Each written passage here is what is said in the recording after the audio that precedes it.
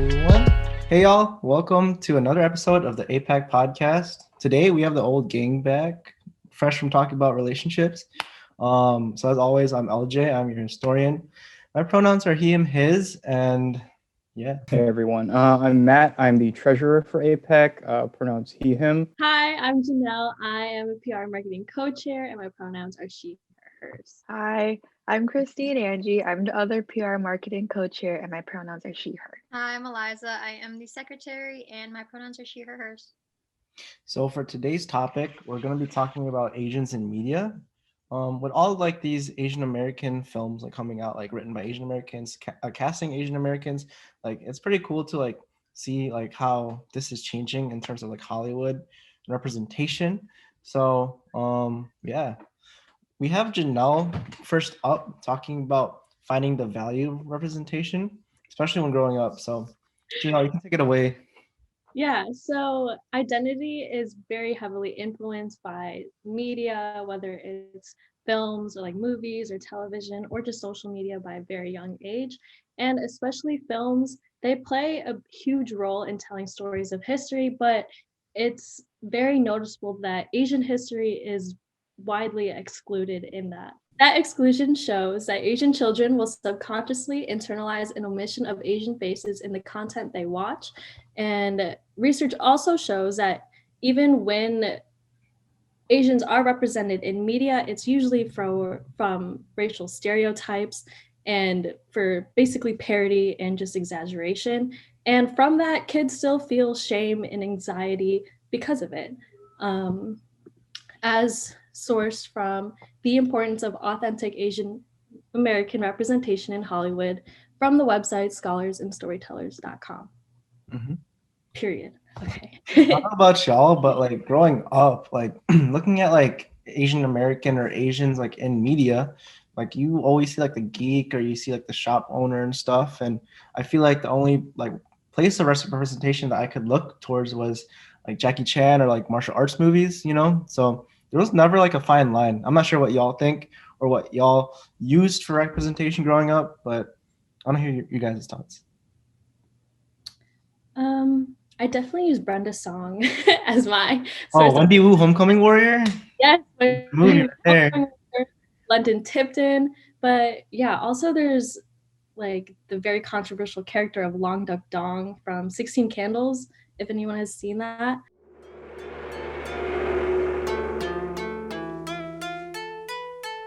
Very clever dinner.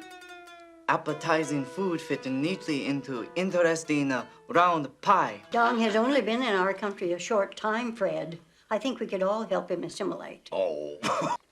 I love visiting with the grandma and the grandpa and writing letters to parents and pushing lawn mowing machines so grandpa's hyena don't get disturbed.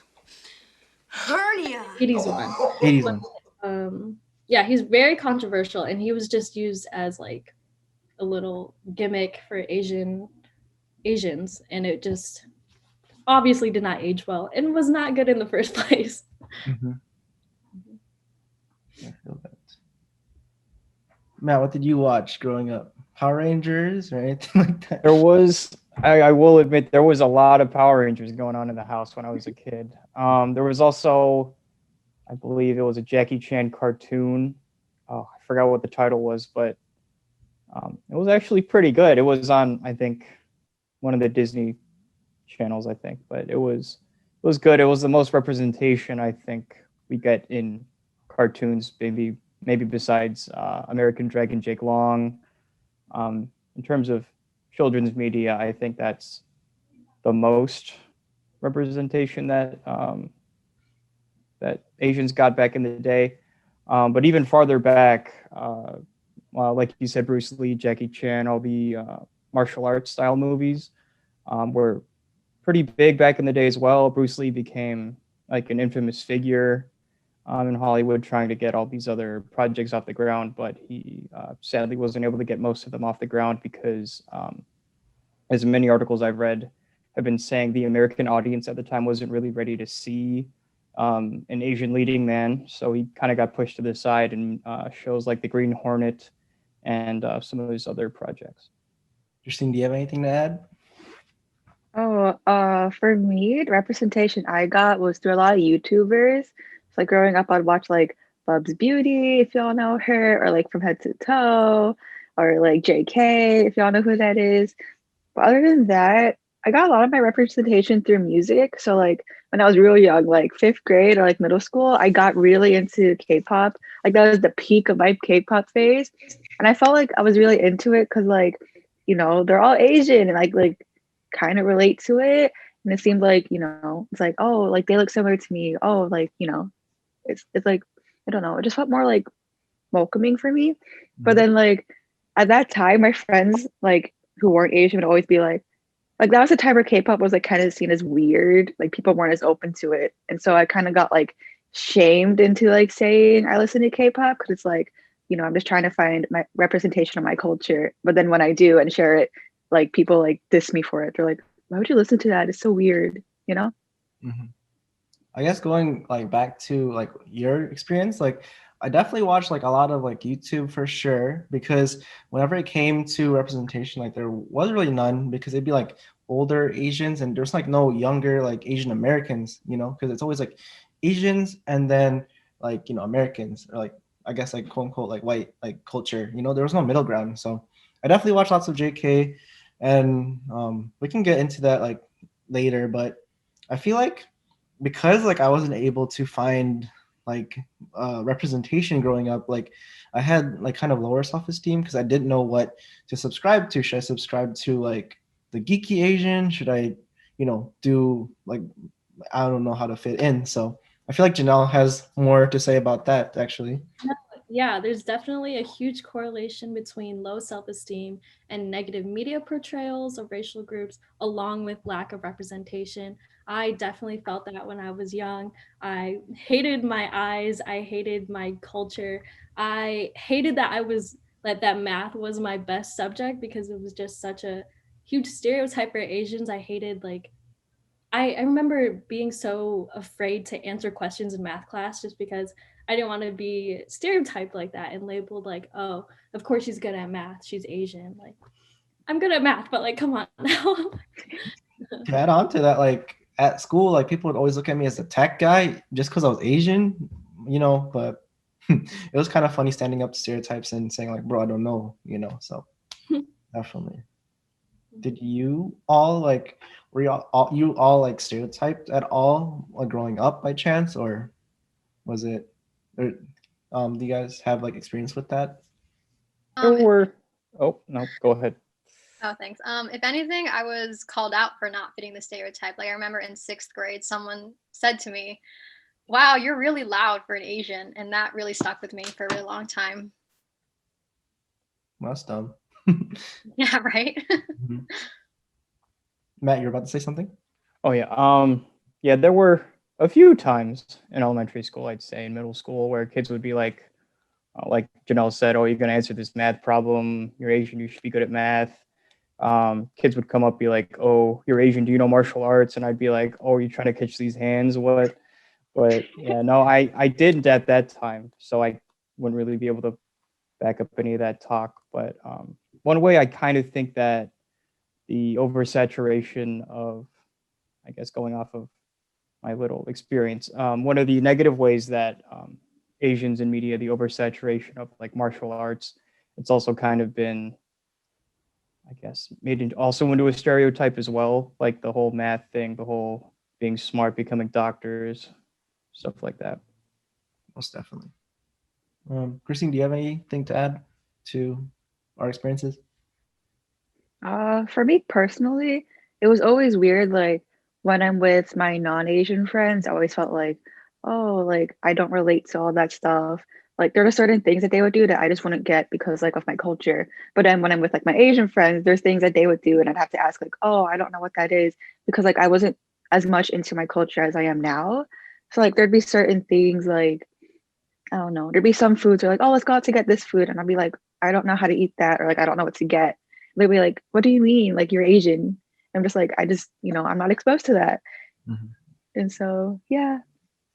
If y'all actually want more like in the topic of in-betweeners and stuff like that, we actually have a podcast about that. I'll try and link it up here So check it out when you can. Self promo. Promo. Trying. What if I pointed like the wrong way? Whatever way it is. Oh, Point, that'd be funny. yeah, it's gonna pop out. But yeah, definitely.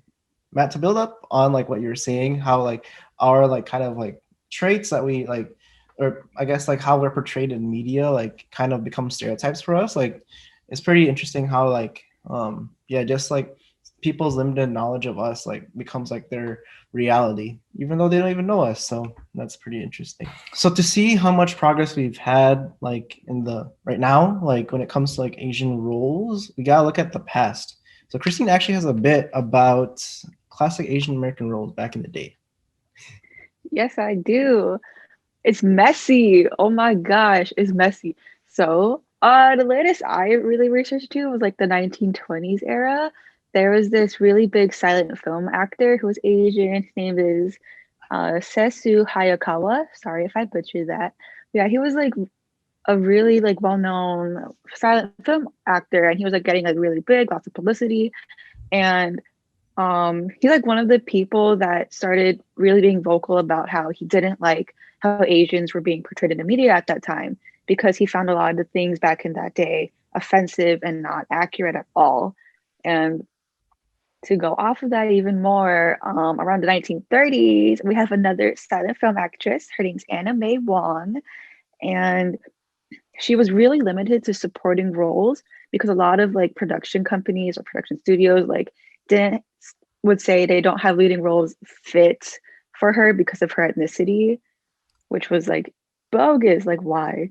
So like an example of this is like, okay, so she was trying out for this role for a Chinese character in like a film, and she didn't get the role even though she's Asian, and they gave it to a Caucasian person because they didn't want to let like a non-white person get the role over a white person. And I was like, bro, that's so bad. And like around this time in the 1930s too was when like yellowface was really popular. So they would have like Caucasian actors protect like do makeup or something to their face to look Asian. And I'm just like, that's messed up. So it is pretty sad to see like how it used to be, but it's good to see, we've progressed from that. But more about back in the day. One of the first like big films that really brought a lot of representation to Asians was one called Flower Drum Song. It was the first musical about Asian Americans that premiered in 1958. And the majority of actors were Asian, so that was pretty cool, like one of the first in history. However, a problem that a lot of people had with this was that although, it's showing representation and showing culture more, it wasn't really accurate because it had so many stereotypes in it. So, it's still a step, but not the greatest. And like we mentioned before, there are a lot of stereotypes that are portrayed in Hollywood at this time about Asians. So like knowing martial arts, like all Asians looking alike or being nerdy, or a lot of the time this was really popular. There's a Asian character in Breakfast at Tiffany's.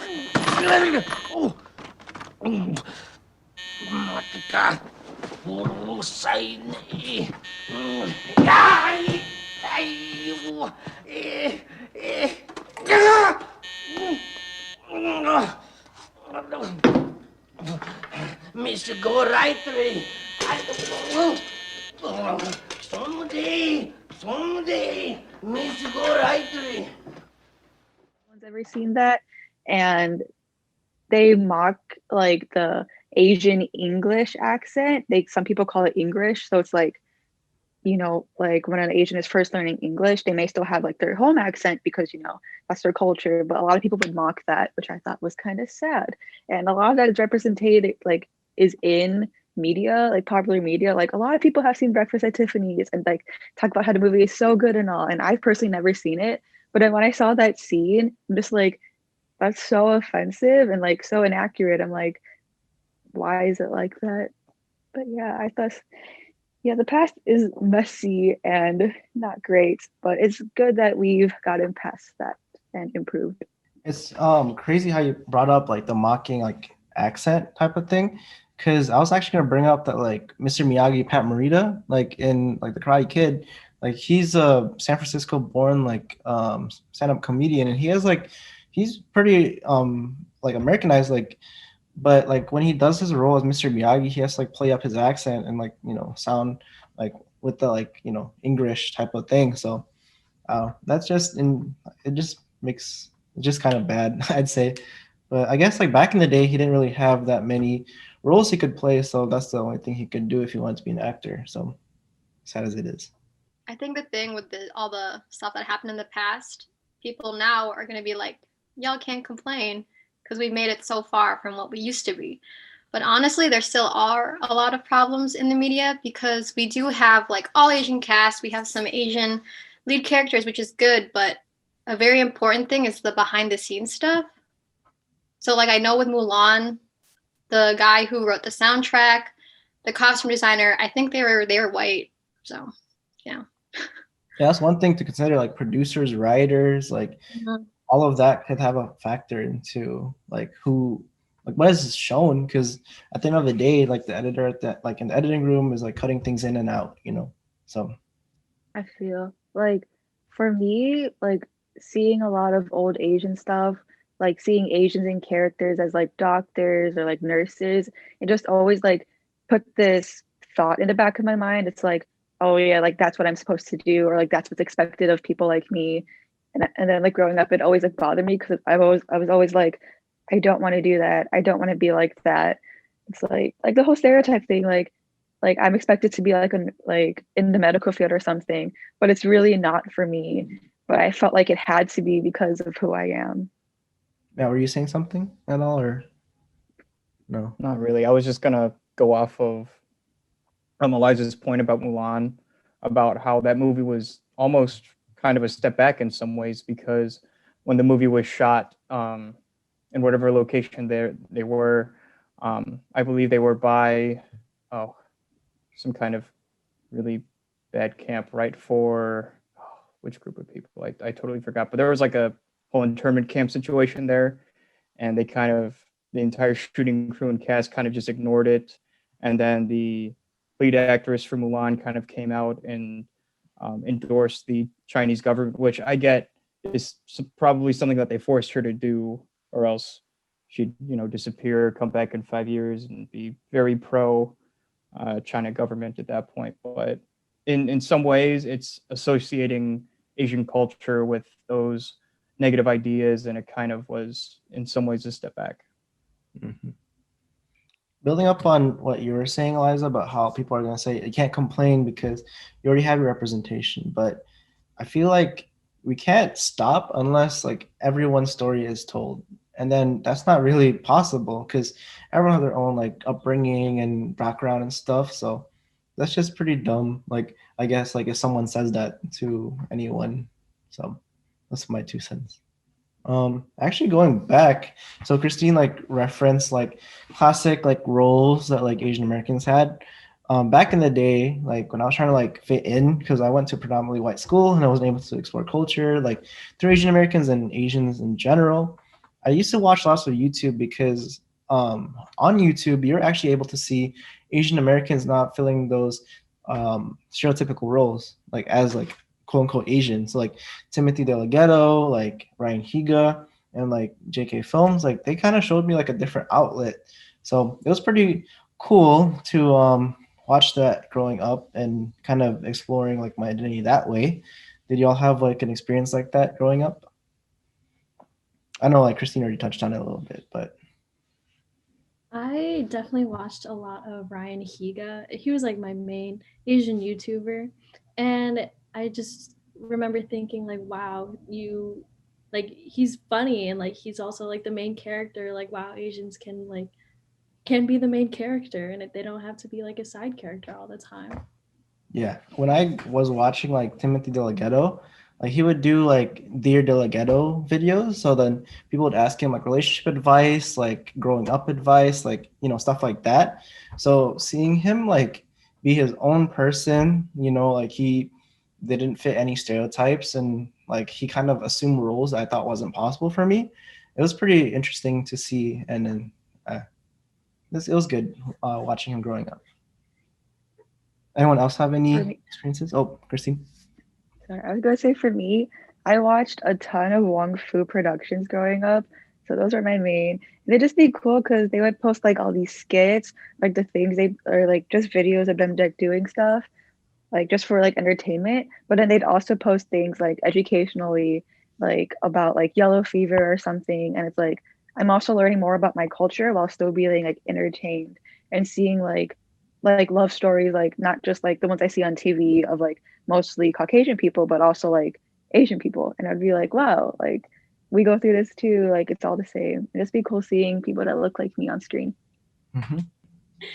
Also, like I also watched a lot of Michelle Phan, and she's more of a beauty, like fashion, makeup, and she did a lot of makeup that was like tailored for Asians, which I also really liked because it was like how to do your eyeliner for Asians or something like that. So it was really nice to like once I started getting into all that stuff that there was something for me instead of just like following a different race because it's not all the same. It's different.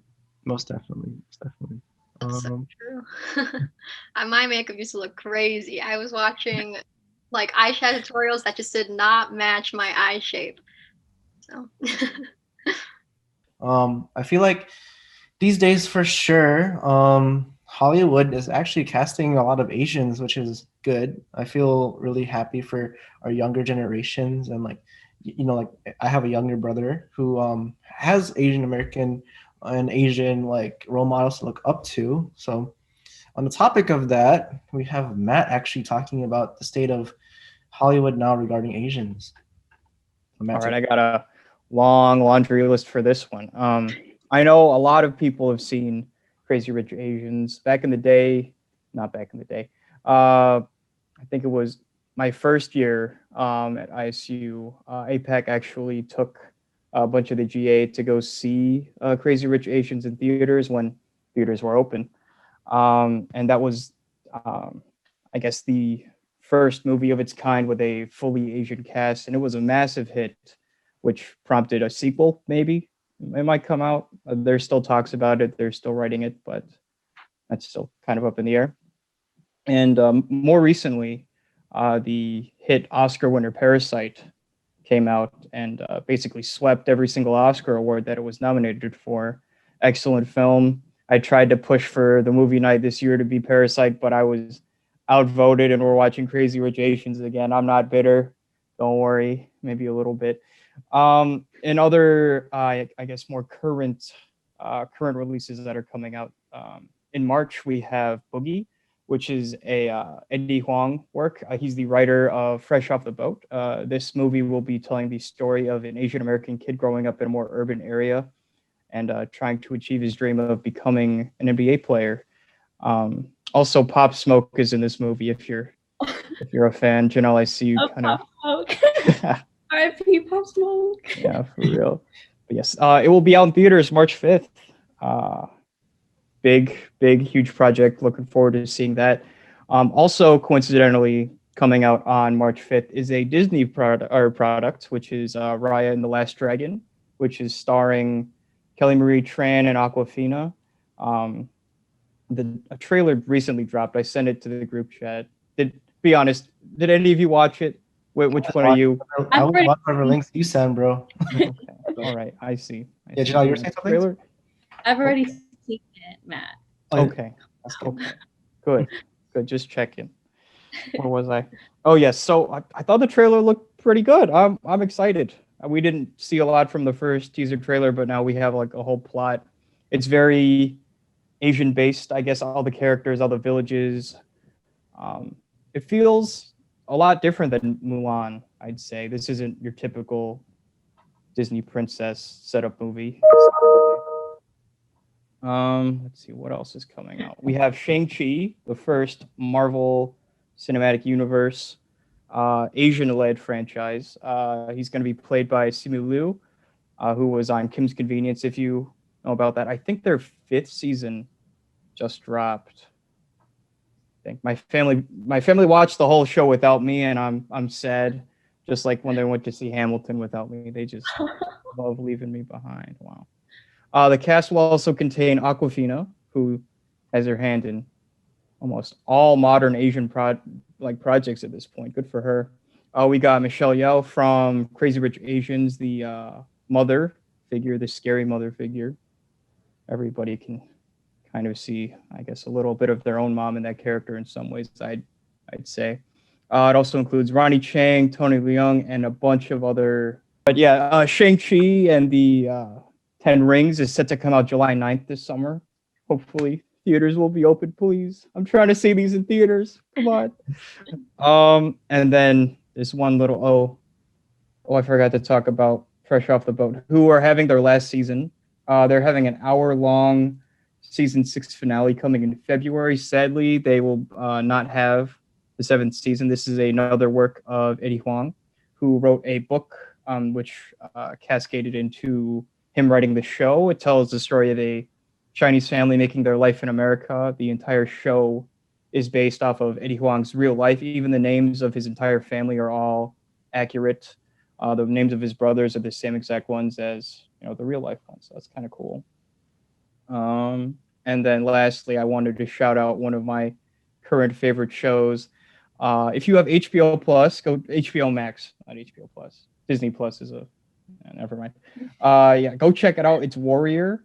It's a Game of Thrones, Peaky Blinders type show set in the I forgot the time period, 1870s and 1880s, back like post Civil War, where all these Chinese are being are immigrating to San Francisco to find work during times of like famine and well, they don't have a lot of money at that time, but they're all kind of immigrating to America to try to find jobs to send money home.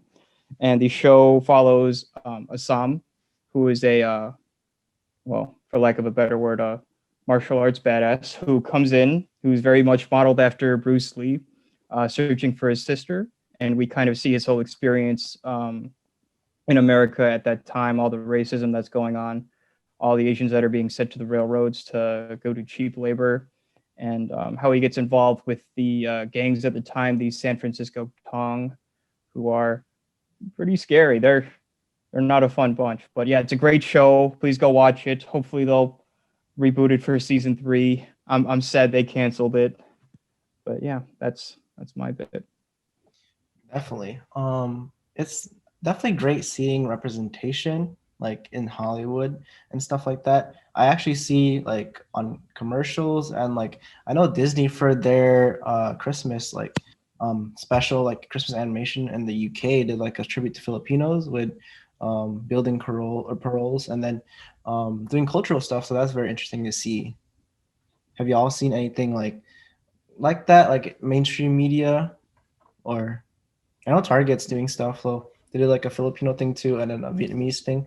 I see like on the YouTube ads, but it's pretty cool actually. Yeah. But I was going to say the same thing you said, LJ. I had it pulled up too on my laptop. I was like, what is it called? It's really nice. Definitely. I feel like, I'm not sure about y'all, but if you ever watch like British TV show or like European TV shows, like they have more Asians actually, like in like leading roles. Like for example, Black Mirror, like they have lots of like people of the Indian community who are in their shows, and then like yeah. So I feel like maybe like the lack of Asians might be more focused like in Hollywood for some reason, but yeah, I guess we're making steps to improve that so that we shouldn't have that issue in the future as much. So yeah, we grew up like at a set time, like early 2000s, right? Did y'all have any Asian or Asian American role models that grew up like that are older than you? And how did their finding of identity look to you? Because you probably looked up to them too at some point. I could go. So for me, it was more difficult for me because I don't have siblings. So I didn't really have that many people to look up to. And a lot of my friends, like I went to also a predominantly white school, well, high school. So it was a little difficult for me. So I definitely like looked more towards YouTubers, like we mentioned already. And so I see things where it's like, oh, like things Asians do in the household, like put their shoes at the front. And it'd be like, oh my God, that's normal. Because my friends would always like, every time I go to our friend's house, they'd be like, why are you taking your shoes off? And I'm like, what do you mean? That's what you're supposed to do. And so I'd always like think, is that weird? But then I see people on YouTube do it all the time. And I'd be like, oh, it's not weird. It's just, our culture. And so for me, that was a big thing for me, just knowing like the differences are okay and like it's not weird. Mhm. For me personally, like I think I had a couple kuyas who subscribed to the Swagapino point of life, like in the early 2000s. So it's funny, like seeing them like kind of like now, because it kind of looks a little awkward because they're trying to find their own identity while I guess subscribing to other people's identity, and I guess a little bit of appropriation. But yeah, just funny because yeah, there was no predominantly like Filipino like representative basically. I mean, we have Dante Basco probably, like he what is a Filipino American. We don't really have that many like people to look up to when we were younger. So yeah, that's my piece. Anyone else have anything else to say? So now we have Eliza with her piece about what Hollywood is doing and how like they're casting Asian Americans, or like why they're casting it. Wait, let me do that one more time. Okay, so today in Hollywood, there's actually a lot more Asian American talents and actors that are hired. So Eliza's actually going to get into why that's happening or what's causing that. So Eliza, take it away. Yeah, so I think one big thing that sort of propelled us in the right direction is kind of the stuff that Christine talked about before, and how people are calling that out. So like backlash against white actors portraying Asian characters, such as I forgot her name in Ghost in the Shell. Scarlett Johansson playing an Asian character, and they even considered doing digital editing to make her look more Asian, which in itself is like a whole another problem. But studies actually show that in films with diverse leads, they result in higher box office numbers and higher investment returns for studios and producers. That's from an article by the New York Times. And that sort of counters the argument that directors try to pull by saying that they only try to hire actors with high box office track records. But even if that's the case, then how are Asian actors expected to build a track record if not given the opportunity? And also there are some bankable movie stars, as we can call it, who have had more box office flops than successes. So it's in the data. And another thing that kind of propels us that way are social media campaigns. There's one on Twitter called Oscars So White, calling out how the Oscars is very, predominantly white. And another one called hashtag starring John Cho. I have never really seen that before, but I thought that was funny. It was them putting, I think, an actor named John Cho into different movies and kind of showing representation that way, like replacing white actors with him. And lastly, just like perseverance in general. So with an example of that is with the movie The Farewell, which I think came out last year.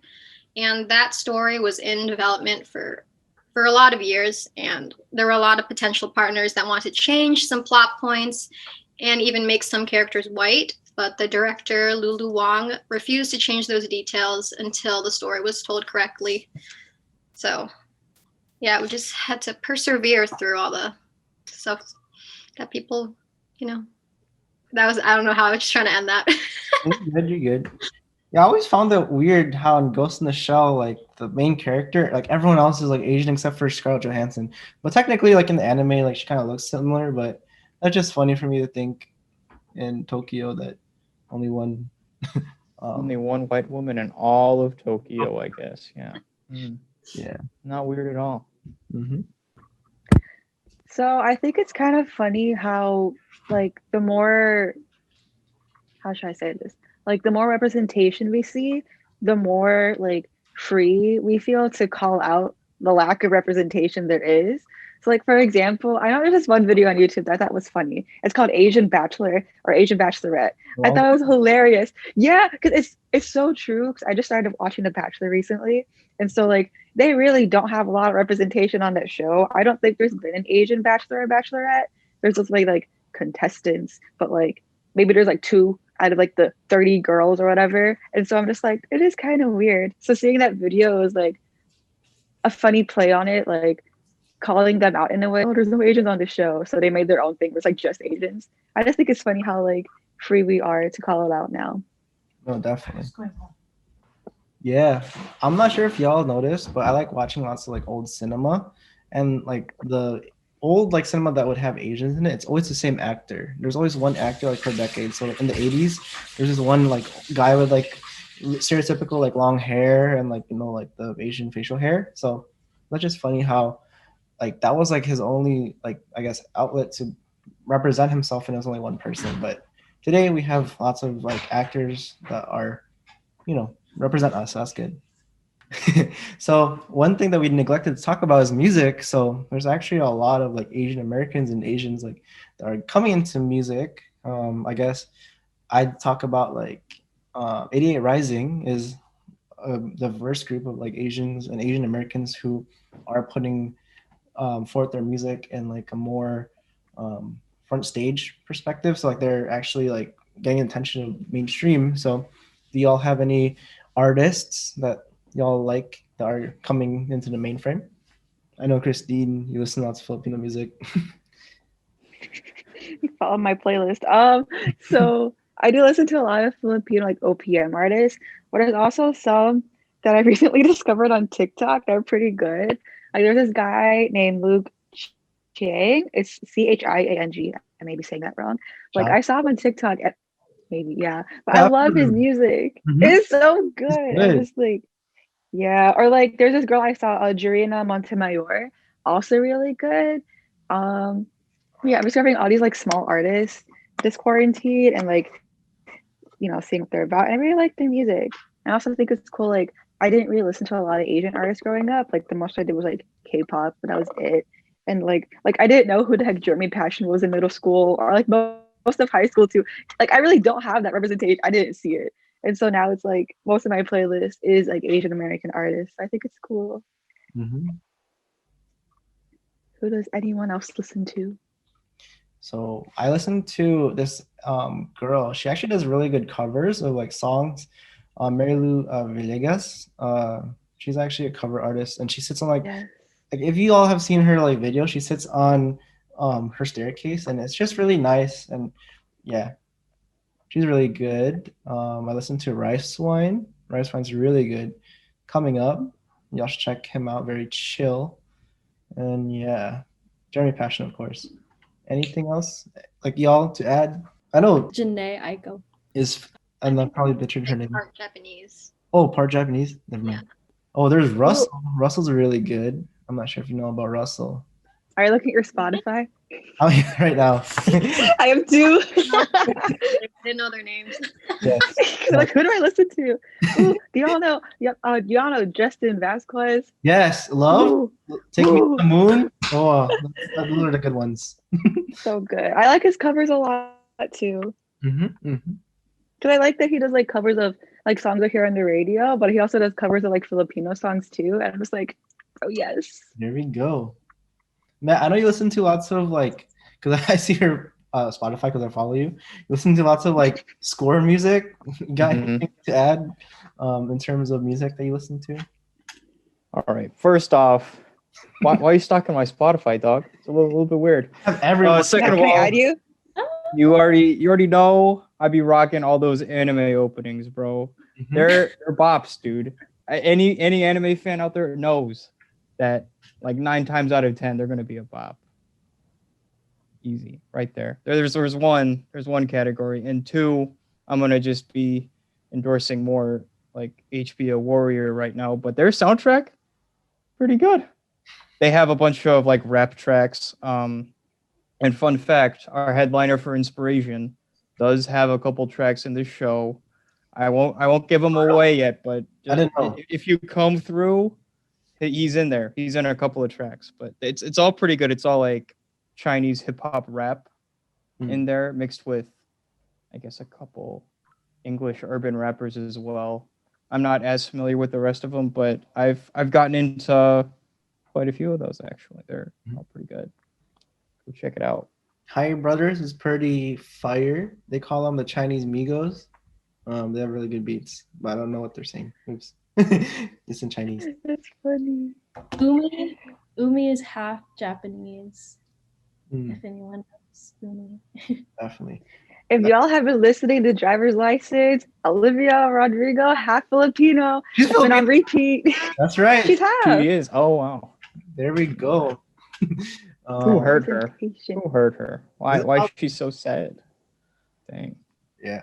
Poor Not my Olivia. mood, All of but a sudden, everyone's sad again. I appreciate her music. And this is probably a good time to plug, but I'll drop the APAC Jams playlist that we play at every GA or most GAs. We have Asian Americans and stuff like in this playlist. I think y'all will enjoy. So definitely.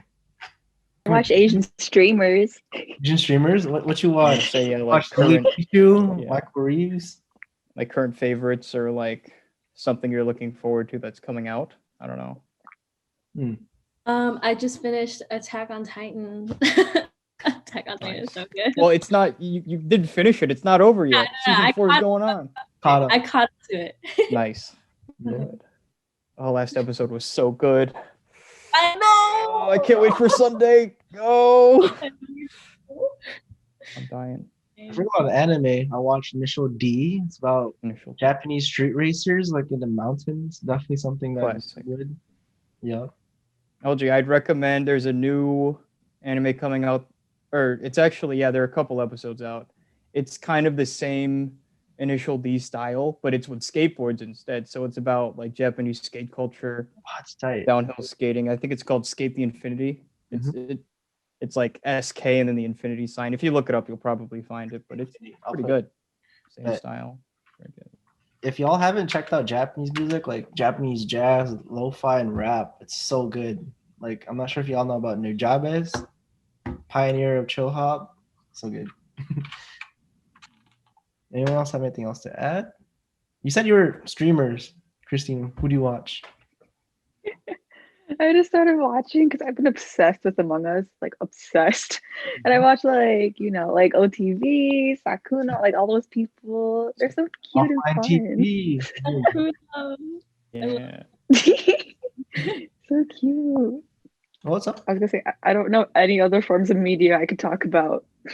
You don't have to. I'm out. You don't have to. We could honestly, we could do like a podcast just talk about music and stuff. APAC Jams, the podcast. Like Jams the podcast. Just talk about all our favorite songs. No, for real. I would go for more than an hour, I'd say. I think with research, definitely. Throw songs into there so people listening can listen to the songs too. It might get copyrighted, but on Spotify, I can put it. Spotify only. Spotify only. But yeah. Maybe you could link it in the YouTube description. So that, y'all, is enough. She's gonna. I just keep trying to go. Sorry. All right, cool. So that, y'all, is another episode of the APAC Podcast. As always, I am LJ, your historian. I'm Matt, your treasurer. I'm Janelle, your PR marketing co-chair. I'm Christine, other PR marketing co-chair. I'm Eliza, your secretary. So we have PR marketing right here, so they can tell us about the socials and where to find us. Follow us on our Instagram and TikTok at APAC Ilstu. Our Facebook, you could search APAC, or Asian American Pacific Coalition. And then our Snapchat is APAC_Ilstu. So actually, proposed by Christine, we're gonna try and do more suggestions from you all from GA. So I think what we're gonna do is we're gonna have like a poll on IG, or not poll. We're gonna have like the Ask Me Anything type of thing. Drop what you want to do, and then on the group me, we're gonna do a vote for like what the podcast topic you want to talk about. So sound good, y'all? This is me actually proposing it to y'all, but sounds good. Okay, so yeah. If y'all are listening this much, yeah, please drop your podcast suggestions and we'll look into it. So, yeah. All right. So, peace, y'all. Bye. Bye. Bye. Yeah.